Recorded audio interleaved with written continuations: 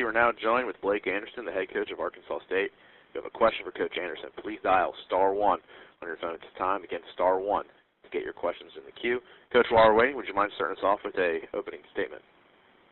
Sure. Coming off a tough physical week, a trip to Miami did not end up the way we wanted it to. Played a very physical, fast football team, and just got out talented in a lot of areas, and mainly just too many execution mistakes to give us a chance to be in the game in the end.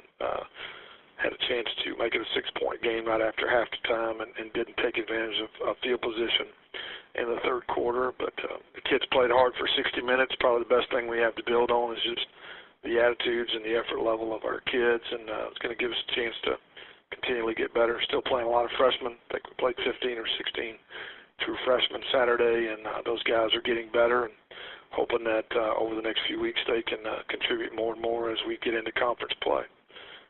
But got to move on to Utah State, who's another really good football team, and get a chance to play them here at home this week, and it's going to be a challenge for us. So, with that, I'll open it up to questions. Hey, Coach, our first questions come from Logan, Utah. Caller, please identify yourself and go ahead. Yeah, Al Lewis from the Utah State Network, Coach. Is it an advantage to you to scout a team that's played an exact same opponent as you, like Tennessee? Is that easier to figure out what they're doing and what you're doing against it and things like that? Well, it doesn't hurt to have some common opponents, so you've got an idea of the talent level and speed of certain players and that sort of thing. So that's helpful. But I mean, they present their own challenges, and it's just that one game. So we have plenty of things to deal with, and Matt does a good job, I think, on a weekly basis of trying to find your weak spots and attacking us. So I'm sure they've got plenty to look at as well. So I would say we got our hands full. Then the other thing, when I'm preparing for this, I start putting numbers together. It looks like your team's a lot like Utah State's team, offensively and defensively.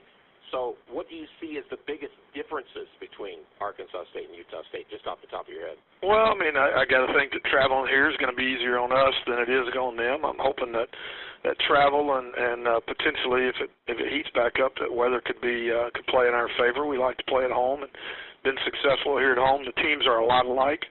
We're playing, I think, with a lot less experience. I think Matt brings in more experience on the field than we do. You know, we're playing 15, 16 true freshmen. A lot of guys, I think, at the beginning of the season, our offensive line had of all the teams in the country, were in the bottom 2 or 3 in terms of snaps under their belts to start. So we're really inexperienced. I think he brings experience. Been in the system, been in that program longer. We're playing a lot more, a lot of younger guys, but also he's got to travel on the road, and that's always tough. So I think it kind of evens things out. It's going to be a good football game. All right, thanks, Coach. Nice to talk to you. Mm-hmm. Thank you, Al. Our next questions come from Winnetachi, Washington. Caller, please identify yourself and go ahead. Yeah, my name is Parn Kuth. I'm with Deseret News in Salt Lake City. Okay. And I was wondering, Chucky Keaton might be out and Garrison might be in. How does that change how you might have to play for the different quarterbacks? Well, Chucky's probably, he's more mobile, and even with the knee injury, he's a guy you've got to try to contain. If you watch in the past, we've got to definitely have a plan for keeping him in the pocket. But you look, and they've been successful when he's not played. I mean, I don't know if he's 6-1, 7-1. So when he's not in the game, so they found ways to win. We really have to just do our jobs.